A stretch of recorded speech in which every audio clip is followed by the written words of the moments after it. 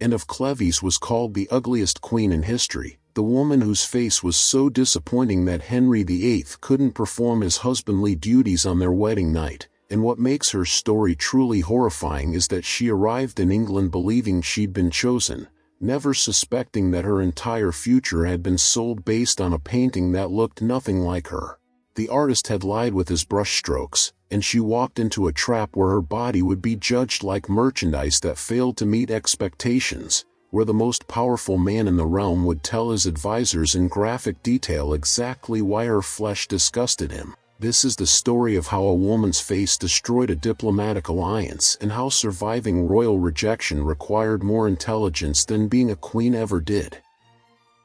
The deception began in the summer of 1539 when Hans Holbein, the king's painter, was sent across the channel with one specific instruction: bring back an image that would make Henry VIII want this marriage. Holbein understood his assignment perfectly, because his career depended on pleasing a monarch who had already executed thousands and who was growing more unstable with each passing year, his body deteriorating from infected wounds and his mind darkened by the paranoia that comes from absolute power. Anne of Cleves was 24 years old, living in a minor German duchy, raised with strict Protestant modesty that taught her to dress plainly and behave with rigid formality, knowing nothing of the sophisticated games that women played at the English court to catch and keep royal attention. She sat for the portrait wearing heavy German clothing that covered her body completely, layers of fabric and an elaborate headdress that made it impossible to see her figure or judge her physical appeal,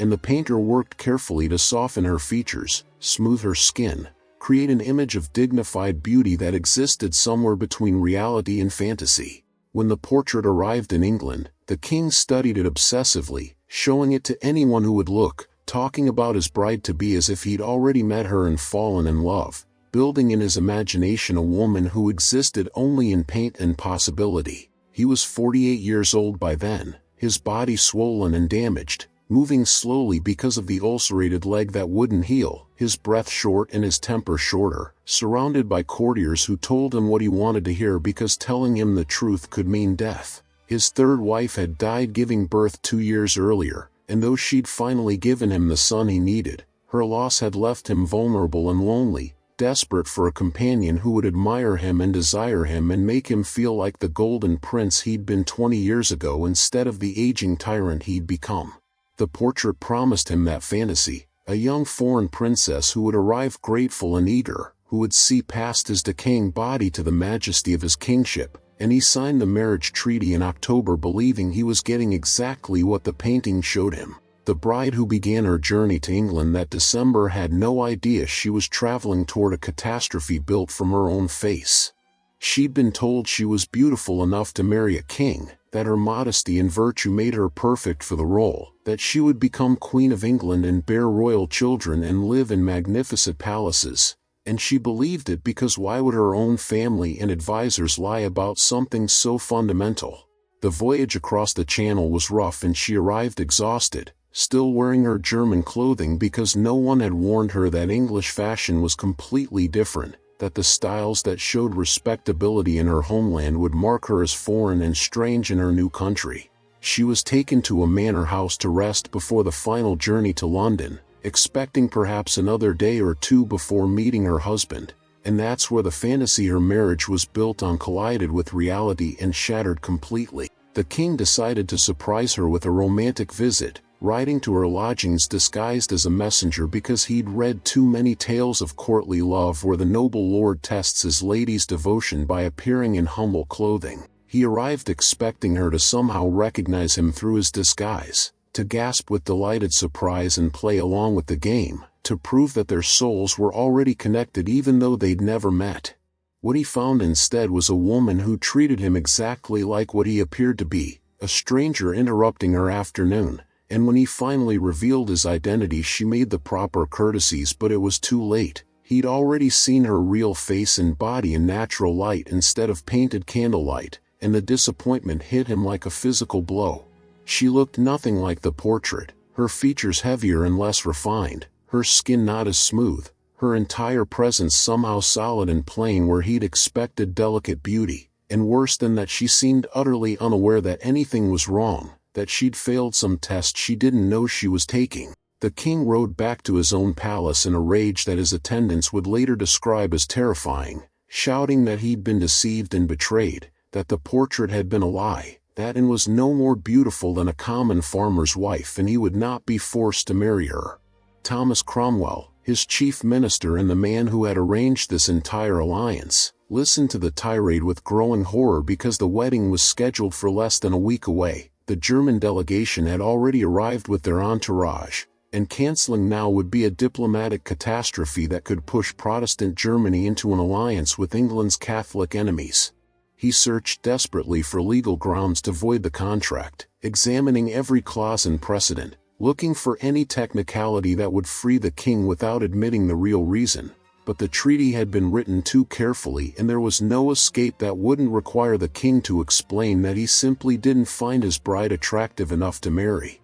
On the morning of the wedding, the king stood in the chapel and spoke his vows with what witnesses described as visible reluctance, his face showing clearly that he was being forced into something he found repulsive, and if the bride noticed his disgust she gave no sign, performing her role with the same modest dignity she'd shown since arriving in this foreign country where nothing worked the way she'd been told it would. The ceremony ended and the celebration began, hours of feasting and music while everyone pretended this was a joyous occasion, and then finally the moment arrived that everyone had been simultaneously anticipating and dreading, the bedding ceremony where the bride would be formally delivered to her husband's chamber and the marriage would be consummated. She was prepared by her ladies, dressed in her nightclothes, led to the royal bedroom where the king waited, and what happened next would become the central fact of her existence and the official justification for destroying her future. The king couldn't do it.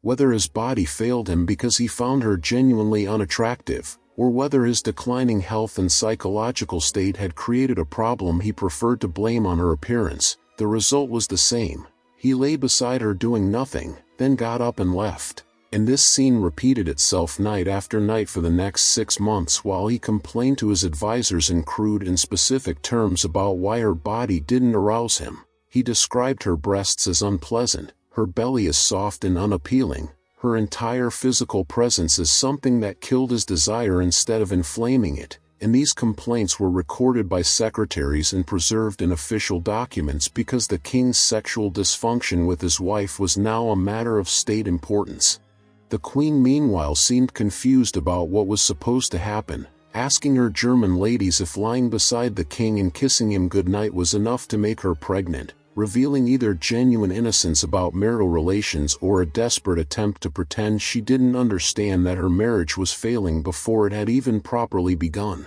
Behind the scenes, political forces were moving to destroy the marriage and everyone associated with it. The diplomatic situation that had made the German alliance seem necessary was changing rapidly, and with it disappeared the only reason to tolerate a queen who brought no political benefit and provided no personal satisfaction to a king who measured his wives' value by their ability to please him and produce children. The minister who had arranged the match found himself blamed for the disaster, accused of tricking the king into a marriage with an undesirable woman, his enemies at court using the queen's unpopularity as leverage to undermine his power. By spring, the whispers had turned into open plotting, and by early summer the king's council was formally investigating whether the marriage was legally valid or could be dissolved, and everyone understood this wasn't a real inquiry but simply the mechanism through which the king would get what he wanted, which was to be rid of the wife whose face had disappointed him and whose body had failed to arouse him.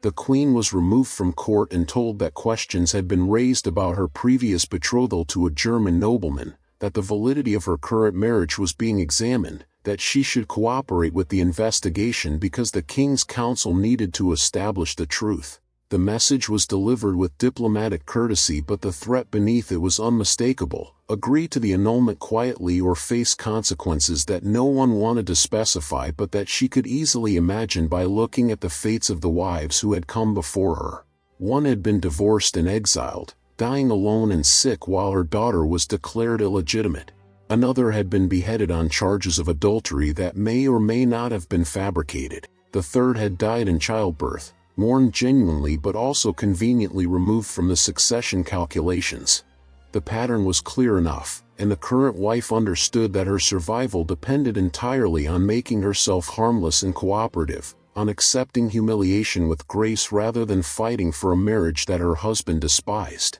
She wrote to the king expressing her willingness to accept whatever judgment he reached about their marriage, praising his wisdom and acknowledging his authority, making no demands and raising no objections, playing the role of the obedient subject rather than the wronged wife. The annulment was granted within weeks on grounds that included her previous betrothal, the king's claim that he'd never truly consented to the marriage, and most importantly his assertion that the union had never been consummated, turning their wedding bed into evidence of failure and making her body the official reason for the dissolution. The documents carefully avoided stating that she was ugly or undesirable, using instead the polite legal fiction that the marriage had been invalid from the start. But everyone who read them understood the real message. The king had rejected her because she didn't please him physically, and her cooperation in accepting this rejection was the price of her continued survival. The settlement she received in exchange for her agreement transformed her from failed queen into independent woman,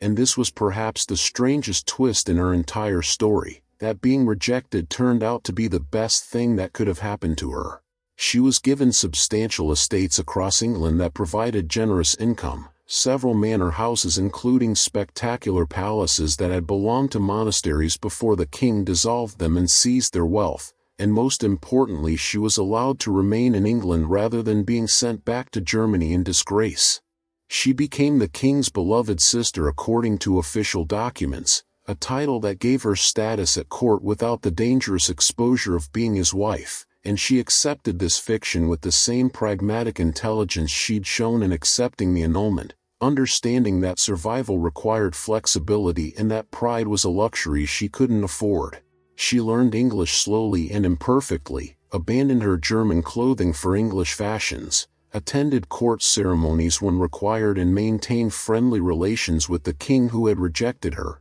building a life that was constrained but not destroyed by the marriage that had failed. When the king married again less than 3 weeks after the annulment, she sent a gift and a letter of congratulation, playing her role so perfectly that the fiction of their sibling affection almost became believable. When that wife was later executed for adultery, she remained safely distant from the scandal, her own failure to consummate her marriage now appearing as salvation rather than humiliation. She had been rejected not for treason or infidelity but simply for failing to arouse the king's desire, and in the hierarchy of royal wives' fates, that rejection had turned out to be the safest possible outcome. The years following her annulment revealed the strange freedom that came from being permanently dismissed from romantic consideration, no longer competing for attention or affection, no longer subject to the judgment of whether her body pleased or disappointed the man who controlled her fate. She managed her estates efficiently, became known for generosity to local communities, hosted gatherings for women who needed distance from the dangerous center of court politics, and built a quiet life that bore no resemblance to the queenship she'd been promised but that offered something potentially more valuable: autonomy. The king's eldest daughter, who had been declared illegitimate after her mother's divorce, became a regular visitor, finding in this rejected stepmother a kind of neutral companionship that carried no political risk and no expectation beyond simple human connection. The death of the minister who had arranged her marriage, executed on charges of treason less than a month after her annulment, demonstrated how completely the political ground had shifted and how lucky she was to have accepted her dismissal without protest. The same forces that destroyed him could easily have turned on her if she'd fought the annulment or tried to maintain her claim to be queen, but her cooperation had made her harmless and therefore survivable,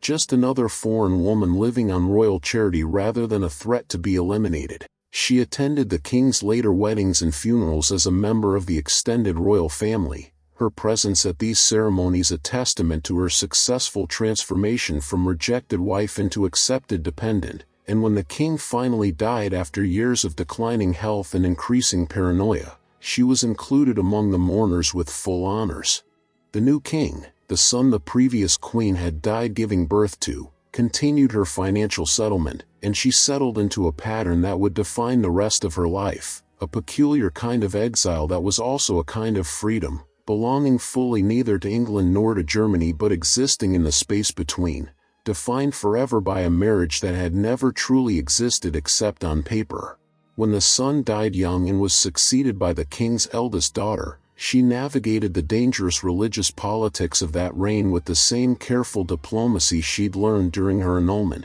converting to Catholicism when required, attending the proper masses, avoiding any action that could be interpreted as Protestant resistance, surviving once again through cooperation rather than principle. She attended the coronation of the king's youngest daughter in early 1559, one of her last recorded public appearances, and died 7 months later at the age of 44, having outlived the king who rejected her by more than 12 years and having built a life that was unspectacular but entirely her own. She was buried at Westminster Abbey with the honors due to a member of the royal family, her tomb placed near where the king himself rested with his third wife, the only spouse he'd truly mourned. The inscription identified her as sister to the king, making no mention of the marriage that had brought her to England or the portrait that had destroyed her chance at the position she'd been promised, as if those 6 months as queen had never happened at all. The portrait that caused all this survived the marriage it helped create, hanging in royal collections for centuries while the woman it supposedly depicted disappeared from historical memory except as a footnote about the wife the king didn't want,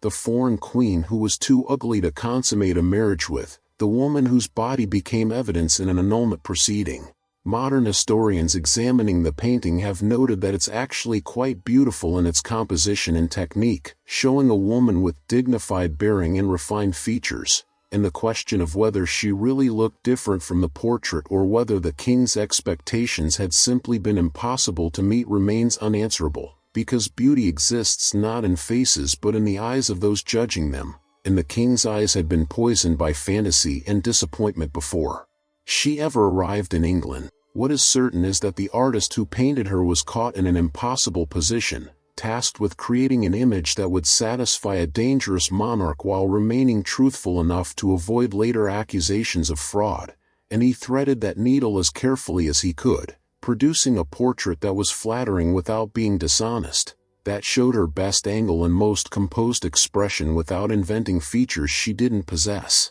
The diplomats who had praised her beauty to the king had been doing the same calculated dance, describing her in terms that would make the marriage treaty attractive while avoiding specific details that could be later proven false, and the entire machinery of royal courtship had been built on this foundation of careful exaggeration and diplomatic hedging, everyone involved trying to satisfy a king whose moods were unpredictable and whose displeasure could be fatal. She became in popular memory the cautionary tale about arranged marriage and the unpredictability of physical attraction, her story reduced to the punchline of jokes about kings being disappointed by their mail-order brides, and this reduction erased everything interesting about her actual life, her intelligence in reading the political situation correctly, her courage in accepting humiliation rather than fighting a battle she couldn't win, her skill in transforming rejection into security, through nothing more than cooperation and timing. She was called ugly by a man whose own body was decaying,